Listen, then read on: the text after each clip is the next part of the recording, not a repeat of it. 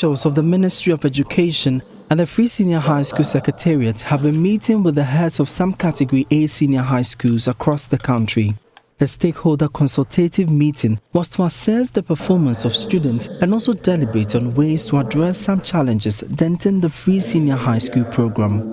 But in tackling the faltering performance of some senior high schools, the Ministry of Education is introducing an affiliation policy. The initiative would ensure the Grade A senior high schools indoctrinate the underperforming schools in their principles for an improved academic performance. The Education Minister, Dr. Yao Dichum, explained. In this room today were the top schools in the country. Invariably, when we are opening new school, we don't look at how we can partner the new school with the existing high-performing school. So you may have T.I. Ahmadiyya School in Mampong, other towns across the country. But the T.I. Ahmadiyya School of Distinction is the Kumasi one. If you can pair them up and link them up, they will learn from the best practice of the Kumasi T.I. Ahmadiyya. And in no time, they will become like Kumasi T.I. Ahmadiyya. We've not been doing that proactively. Now we're going to do it. So a new school coming up should be affiliated with an existing high-performing school so that they can learn the best practices of the high-performing existing school so that they will become like them. So become mentors, they become the role models for the new school, and then we'll be able to create more high-performing schools. Meanwhile, the Director General of TVET, Mausi Nudiko Ariti, revealed the program has recorded its highest enrollment and will soon establish 3 TVET incubators to nurture its graduates. Okay, doke. So that is the conversation. Grade A schools and the Grade C schools at the senior high school level. What do we do to get them on the same page? Is it what the sector minister, Dr. Yawase Educhum, has proposed? Let the Grade C schools imbibe the good practices from the Grade A schools. Is it feasible? Some have said this is not the way to go. But we have an interaction with our guests. Professor George Odro joins us. We also have Peter Anti, Executive Director, Institute for Education Studies, and Divine Pair, Research Fellow with Africa Education Watch. I'll start with you, Prof. Your initial take on this proposal, is this what we need at this point in time?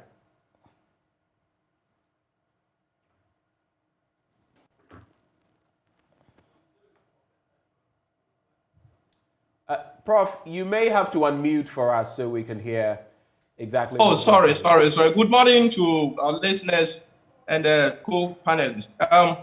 My first question, which I think sets the pace for my response to your question, is if you transfer the headmaster of, let's say, Infantipim Senior High School, which is a Grade A school, to Yamonra Senior High School in Aguna East, do you think the headmaster of Infantipim Grade A school can change Yamonra SHS to a level of Grade A without any commensurate logistics? I'm not sure that is possible. You know, an empty sack never stands. Something must really go into it. And I'm sure we all know why some schools are categorized as Grade A schools and others are categorized as Grade C schools. If Grade C schools are not performing, for me, the solution is not affiliation. The solution lies in ensuring equitable distribution of resources in the school system. Because teachers in Grade C schools are qualified, they know what they have to do, but if they do not have the necessary logistics, impact becomes difficult. So it is not the issue of affiliation that will solve the problem. That is my take. Okay, so that's your initial take, but I have a quick follow-up. We'll get into it better, but from the same logic then, at the university level, where you are a former pro-vice chancellor, we have some of the institutions having oversight responsibility for some fledgling institutions which would eventually become like them, like the UCC, where you used to be pro-vice chancellor. Now, can't that be replicated at the SHS level? Because that is the entire concept. And I agree with you, while it may not just be transplanting a headmaster or headmistress, there are other components. This is one of the components, right? Yeah, thank you very much. You see, we must contextualize issues. Right. The university has affiliates and it provides mentorship.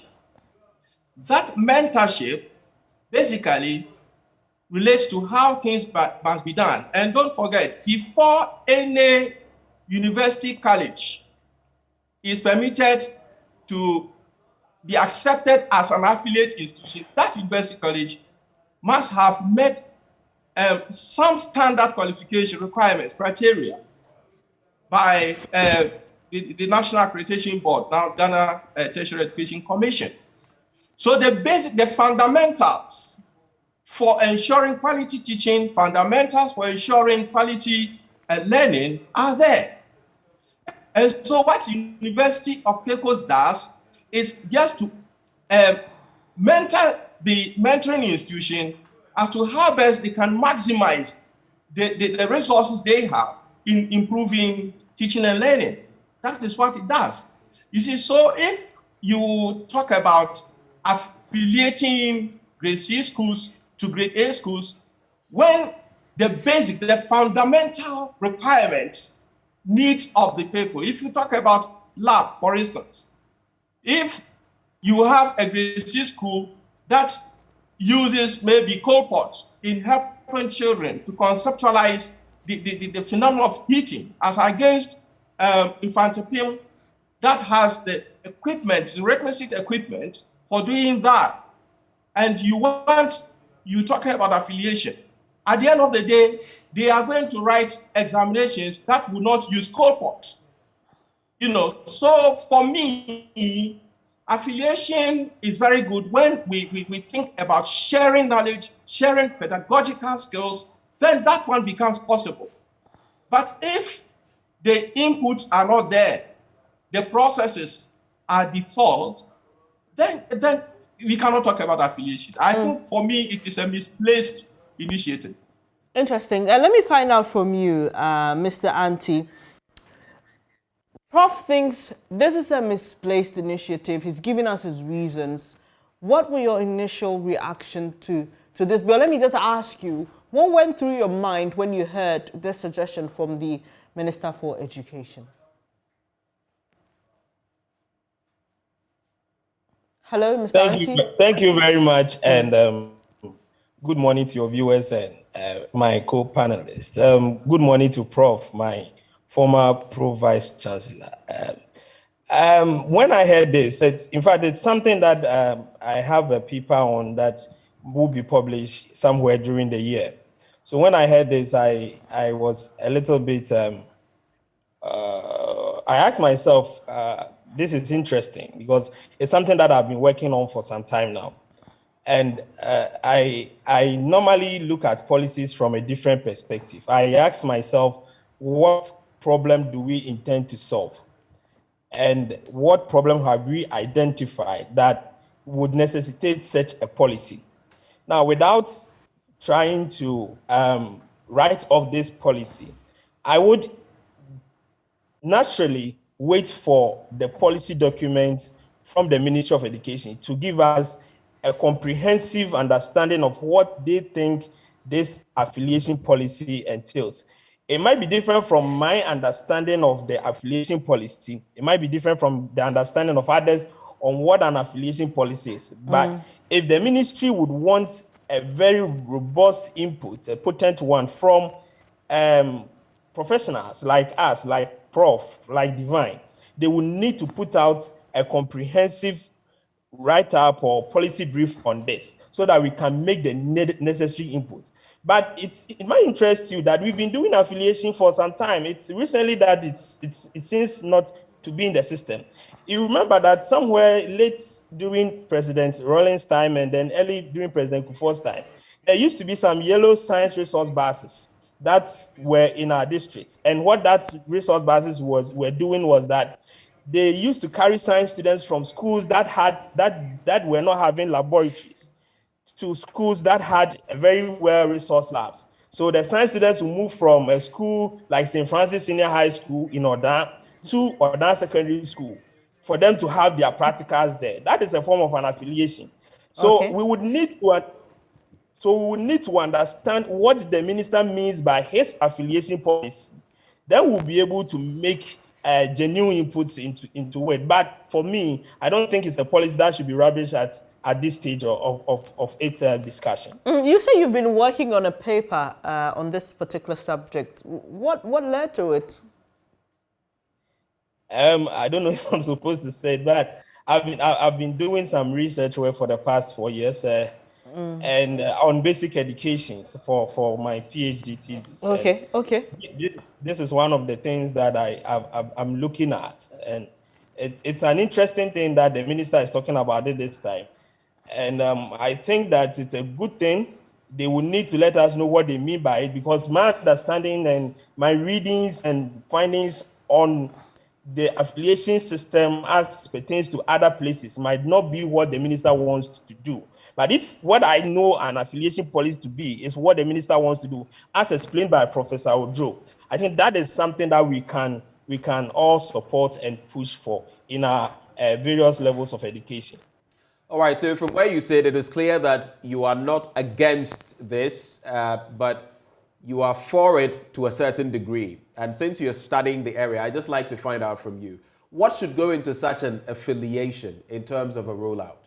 If we were rolling out, what should we do?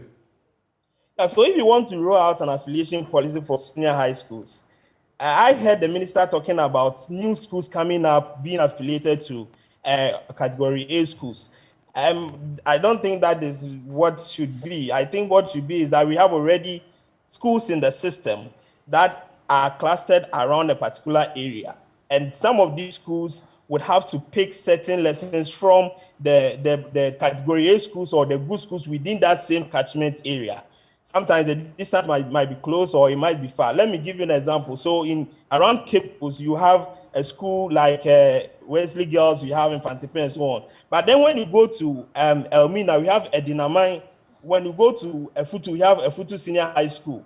These are schools that can now be linked to schools in Cape Coast like the Infantipims, the Wesley Girls. Now, in linking these two schools together and saying that Efutu is affiliated to Wesley Girls, what you are doing is that if there are practical lessons to be done in science that Efutu Senior High School do not have the needed resources, the students can move into Wesley Girls to do it.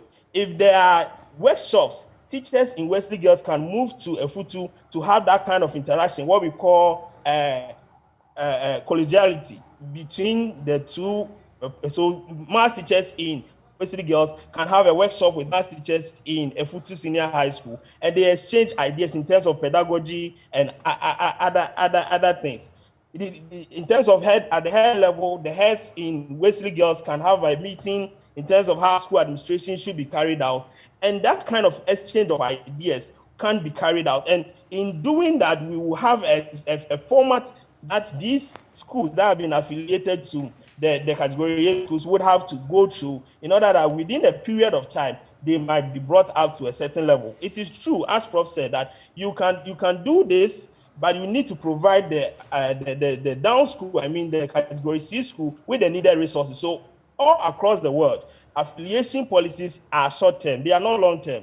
You do it for a period of time to make sure that within that period of time, you have lifted the other school to a level that you think that they can now stand on their own. They have the needed resources. They have the needed everything that they need to be able to produce the students that you want in that particular school. So affiliation policies are short-term, and they are giving specific performance indicators that should be put in place. So that is how I think it should be. I don't know what the minister is thinking. That's why I said that for me, we have to wait here. Yes, for the ministry. And this is something that the ministry, they don't do. By this time, you talk about a policy, you should have a paper on it all over the place, so that professionals like Prof, like myself, like Divine and others would make inputs into it. So by the time that you finalize your document, you have a wide variety of ideas to put a document out that would be accepted and implemented in a way that will benefit everybody. But they have the ideas in their head and they start implementing it. And when you talk about it, they think that you're against it. Interesting. So Prof. Excuse me, can I quickly chip in here? I think I agree with. Is that Prof? Yeah, that's Prof. Right. I agree with Peter that we need more information on this and perhaps a national stakeholders discourse on that. It's very encouraging that Peter made reference to the science resource mobile agenda initiative, which was used to help low-performing schools to gain skills in teaching science and others. But you see, let's take Wesley Girls. Now, how is Wesley Girls even managing its endowed science lab in relation to the large enrollment it has? So even the grade A schools themselves, considering the number of students that they have, they are overutilizing the equipment, the resources that they have. And that is why, and I agree with Peter again, that we need actually to think about resourcing the grade C schools, but not make affiliation a policy initiative. In that sense, we'll be indicting even the teachers who teach in grade C schools. All right, they Prof. are not qualified, they don't know what they have to do. All right, And Prof. Sorry to interject. Yeah. We'll come back to you, but we've heard your position, which is that for you, this is a misplaced policy. And we just heard Peter Anti. Let's hear from Divine, where he is with the Africa Education Watch. Thanks, Benjamin. So, Divine, where do you stand in this whole discussion? All right. Good morning to viewers and also to co-panelists, Prof. and Peter. Yes, let me pick it from where Peter ended. Too often we just hear of policy or program initiatives in the media space, and the next minute you see the ministry running it, which broadly at times lack enough consultative process to have multiple ideas into it, and for stakeholders to understand how the policy intends to operate, and also they can also make effective input into its running or operation. So I believe the minister announcing this is not the first time, of course, this is not the first time though, coming up with it again.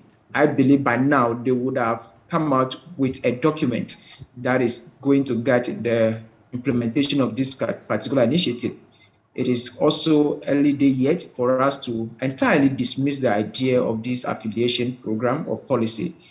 Too early because we don't know how it intends to be run, and therefore we need to be cautious about dismissing it entirely. I believe there are benefits that we can reap from this affiliation. There are benefits to it in terms of cross-pollination of ideas among teachers and then health teachers. That will also be there. Co-creation of program among the affiliated school and then the school they are affiliated to. There could be co-creation of programs, and also there could be mentoring of and special training among themselves. So there are issues there. Even the mentee school can also be kind of the school that is mentoring the other school can act as an accountability partner on the school that is affiliated to it. So there are benefits that we can derive from this affiliation, only if we know how to go about its implementation and not haste into implementation at any stage. It needs a lot of broad consultation so that professionals, as Peter said, can make enough input into it. It shouldn't be one of the usuals that we heard on radio or TV, and then we start to implement it. Yes, of course, while this may be a good idea, that alone may not be enough to translate grade C school to grade A school. We need to understand the context in which the grade C school also operates. Most distinguished feature of grade A school from that of C is that they are well resourced. They have science labs, other labs that are available to them. They have project sites. There are a lot of resources. Dormitories are there, classrooms are with them. They don't have to be congested in classroom. So they have a lot that of advantage to them. They have supporting all students that have been helping with some of these projects that they embark on. So if only you feel like let's affiliate them, they should learn best practice, which is good. But after learning the best practice and they come into their school, and now we have the context and the things that they need to implement the best practice which are not there, then you understand that that best practice that they've gone to learn from their grade A school may not be able to be implemented in their school. So we need to fertilize their environment, their context, so that when they get the idea, they can also be able to effectively implement that idea. And that is where I believe the Prof and Peter are all coming from, that yes, we need to resource this grade C school as much as we are resourcing the grade A schools. And if we are able to do the resourcing, then whatever they'll be able to learn from the grade A school, they will be able to effectively implement that in their school. So without the resource allocation to them, they can learn whatever best practice. They can have the mentoring, they can have cross-pollination of ideas, they can co-create programs, but they may not be able to implement the ideas just because they don't have the resources to implement that. So there's a need for us to have a policy direction on this. How do we intend to go about it? Are we going to, once we've selected some schools for the affiliations, so far we have 8% of schools that are grade A school, that is about 55 schools. So let's say in a year or 3, we want to upgrade grade C school to the level of grade A school, which is okay. So maybe we've selected 55 schools, attach them to the existing grade A schools.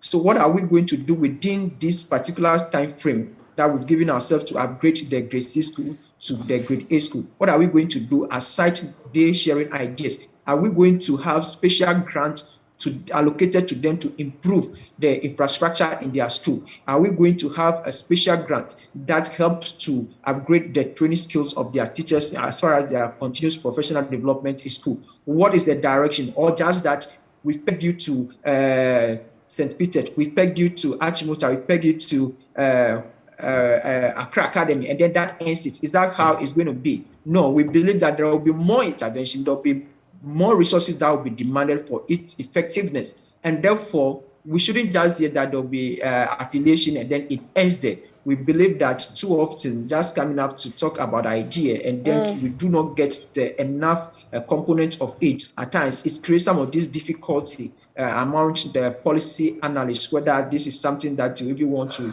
agree with. So as it stands, I wouldn't want to dismiss the idea entirely. I'm just hoping that going forward, in the subsequent days, we'll be able to hear more about this program. There'll be a document for us to proceed. What is the overall objective that we intend to achieve? Of course, it's obvious that we want to upgrade them to grade A school. That's the overall objective. But how do we intend to doing it?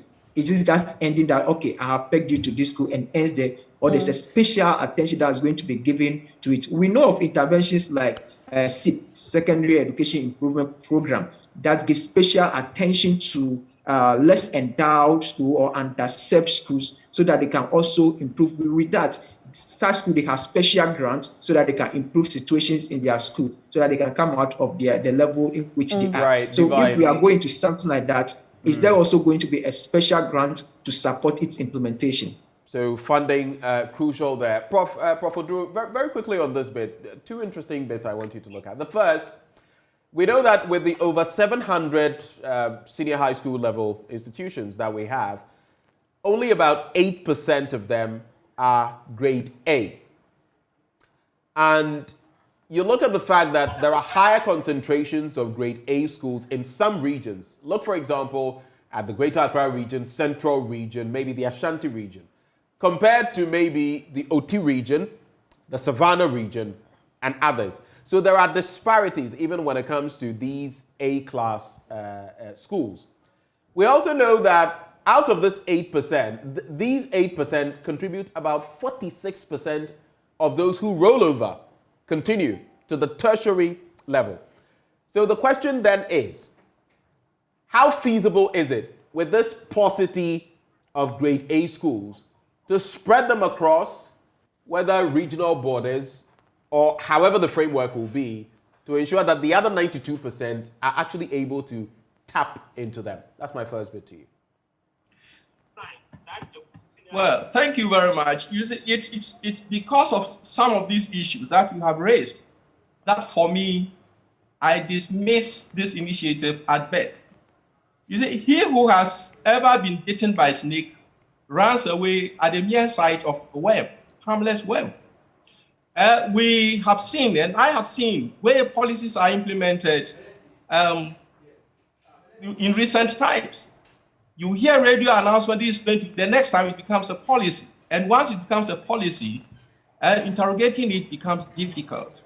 And that is why I think these are the practical challenges that we have. And for me, I think that what needs to be done, for instance, if within the 6 years past, government had decided that, yes, we have an intention of promoting affiliation, but we also know that affiliation works well if grade C schools are resourced. So within the 6 years, we are targeting just 15 grade C schools. We are resourcing them so they will be in tune with what draws people to grade A schools. By now, I'm sure about 15 schools would have been leveraged to that level. The second issue is that I agree with the shared, in terms of the soft skills sharing, pedagogical sharing, and all those things. They are very good. They are assets so far as affiliation is concerned.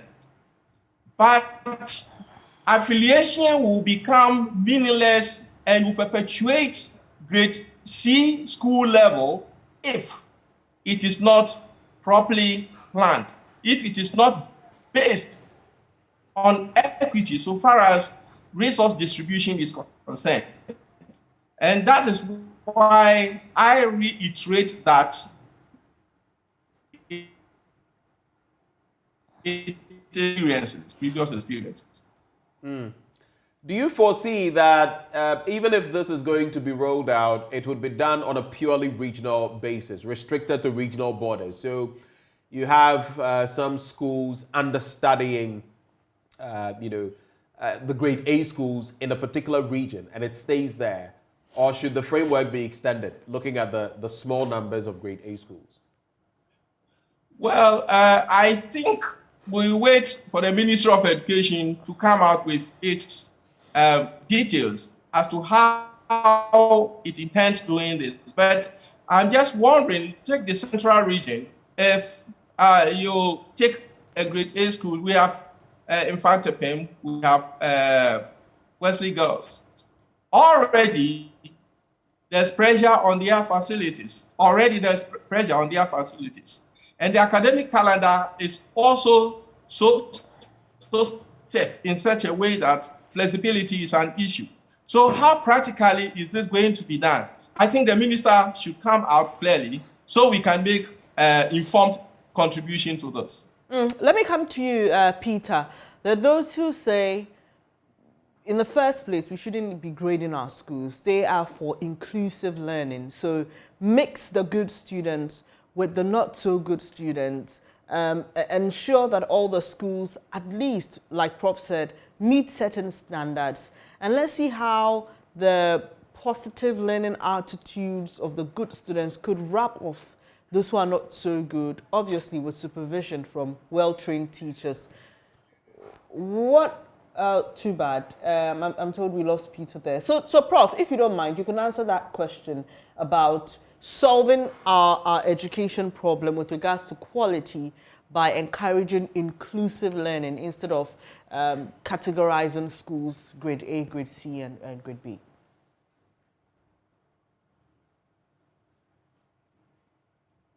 Hello, Prof. Are you with us, Prof. Thank you very much. Yeah, thank you very much.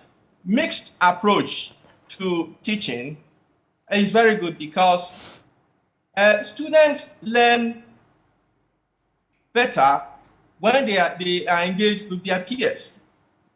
And so mixing low performing with high performing, it is a good strategy. But then we need to put in measures. If you go to the Western countries, these are done, but in every classroom, they have support teachers who will be handling low performing so that nobody in the class is disadvantaged when the teacher is teaching. But in our context where we have one person handling over 100 and the person is teaching towards examination, it requires proper planning if we want to adopt that model. And I believe the issue, categorization of grade A, B, C, D, the rationale for me behind this is to identify schools that need to be targeted for support, so they can be brought up to the level of grade A and others. We do not categorize them to put in measures that will help them remain where they are. That shouldn't be the issue. So mixed approach to teaching, it's a good thing. Thank you. Well, we appear to be having some challenges with... Hello? Yes, Professor Oduro, we got a bit of that. We're experiencing some challenges with your connection. Maybe we'll try to remedy that. Is Divine still with us? Yeah, Ben, I'm here. Great. So on the back of what Prof has been saying, very quickly, we have a comment coming through, and I would like to rope that into a question. Stephen Tay says, to begin with, grade A schools are given first-class students for admission. This, in the first place, makes teaching and learning relatively much easier, even with inadequate facilities, because the students are self-motivated. Grade C schools are often lumped with students with bad aggregates. Give the so-called grade A schools the category of bad aggregate students sent to the grade Cs and let them produce elite students for us. So this feeds into something that the education minister has been saying in recent times, that if the grade A schools feel they are indeed grade A, they should accept students who are not really up to their standard and refine them to that quality. In terms of this conversation, how does that wash on you? Is this something you are in agreement with? Yeah, part of my thinking is that in implementing this affiliation school, which of course will need resource beef up, is when we need also to consciously see how best we can integrate students with grade A, also or best grades into some of these grade C schools. So that's the mix-up approach Prof was talking about, that in your educational setting, there should be level of students that are mixed together. You don't just pack all the poorly performed students at the BC and then put them in grade A schools. Then they are left there alone doing their own thing without any challenge, without any motivation from each other.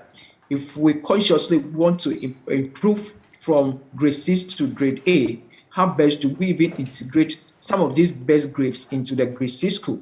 Ideally, they'll only love to go to the grade C school.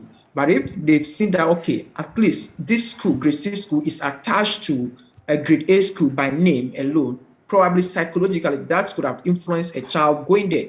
All right, this school may not be up to the best in terms of facilitating others, but it is affiliated to a grade A school by this name. So there is a special attention given to this school by virtue of their affiliation. So you going there could be also in a way that although you are not in that grade A school, you have some affiliation to that grade A school. So with time, the effort is that you're going there as a best student is also to, as much as possible, influence students that come with poor grades. So we don't need to just be dumping the poorly performed students in grade A school and leave them alone and expect that by a miracle, the teachers will do something and then they will be able to perform well. No. So as we begin to look at this, how best we can be done, I believe that the integration of good grades and then poorly performed students can be one of the approaches that we have to adopt. As much as we are reserving 30% of spaces in our grade A school for students that are from poorly endowed schools, we have to also to see how best we can integrate some of these grade school best grades into some of these grade C schools. I think it will help. Once we begin to approach it with this mix-up, consciously we'll be able to raise the level of performance in this lower performing school to where I want to be. Good point on that. Just to wrap the entire conversation, and we are digressing slightly, but it still has to do with education. You've also followed the situation when it comes to feeding pupils and students, and the 97 PESWA provision that has been made. Those who are catering for them are calling for 3 Ghana cedis. But it's interesting because the caterers as well have other woes to deal with. The last window, the third term of 2021 and the first term of 2022 have not been catered for. They've not been paid for those situations. So to Prof and to Divine, I would just like to find out from you, from that angle, what do we do? I'll start with you, Professor Drew. Oh, thank you very much. I think if you plan to implement a policy, then you put in measures to ensure that that policy progresses. It's very interesting. I was listening to a conversation on radio yesterday, and the explanation was that there were outstanding monies that had to be paid to that is in arrears. And my question was, if feeding obviously is very essential for children's learning, and you know that schools are reopening, you have arrears. Why did you have to wait till, I mean, those involved raise issue before you decide to plan? So for me, I think that it's unfortunate, and we need to revisit the issue of planning very well, so we can avoid some of these things. I'm very sure if there had been conscious efforts engaging these people before this time, we wouldn't have been experiencing this. It also now raises other issues as to how best we can maximize the parent-teacher associations, their operations. Now, it does appear that even though in some schools PTAs are operating, they are operating undercover. We need now to empower them to operate well, so they could support, cushion schools with some of these issues to avoid a situation where withdrawal of services will create challenges in terms of feeding our students. That's what I have to say. All right, Divine, very briefly on this. That will be your last word. Very briefly, Divine. All right, we believe that the program has... Yeah, can you hear me? Hello? We believe... Hello? Hello? Go ahead, Divine. All right, so the program has so far achieved its intended purpose of encouraging school participation among our primary school children. We know that so far it has covered 71% of primary school students, including KG, and that is about 3.4 million pupils. And we need to ensure its sustainability. We've done so well from 2005 up to now. We've been able to sustain it, although not to the best. I believe is that government will have to be on regular basis to be reviewing the amounts that they give to the student per unit. Looking at the current market trend, you can't sustain a child with 1 Ghana cedis, which translates also after taking the 0.3 pesos. They are only left with 97 pesos. You can't feed a child with that. And government will have to, without even need to be told by anybody that you need to review the amount per unit that you allocate to a child in a school to be fed. The government will need to do that and review the amount. I think they are asking for 3 Ghana cedis. I would just believe that they will be able to, yesterday meeting, they will be able to come to a compromise on the agreed amount. Of course, there will always be an arrears because the caterers will have to pay the policy, will have to pre-finance the feeding, and then after the end of the term, government will pay them. But we don't expect that arrears will be in, there will be arrears up to even 2 previous terms. Right. At least if it's 1, we just understand that they have just pre-financed and then you are here to clear them off. So it's very important for government to ensure that there's regular flow of money onto the feeding of the children. If you look at the section 3.1 of this of the caterers contract, it says that they have to be fed with food that have the 3 complements, and then at least milk a day, egg also in a week. They have to be fed with. You can't feed a child with those things in a week with 0.6 97 Ghana cedi percent. Government will need to hit to the call of these caterers, and then they will agree on something. Divine, we're grateful for your time. Divine Quay, of course, with Africa Education Watch. We also had Peter Anti joining the conversation earlier, Executive Director, Institute for Education Studies, and Professor George Odro, who is a former Pro-Vice Chancellor at the University of Cape Coast. But Bernice, we have quite an interesting conversation coming up right after this. It has to do with a very, disturbing development. Yeah, in Nkranza, right. We've heard that Justice for Albert campaign. We've also heard from the MP for the area, who is related to this young man, and the youth there are agitated. We heard yesterday that they were going to hit the streets. We'll be in Nkranza to find out what's been happening this morning, but you want to stay for that conversation. We'll be right back.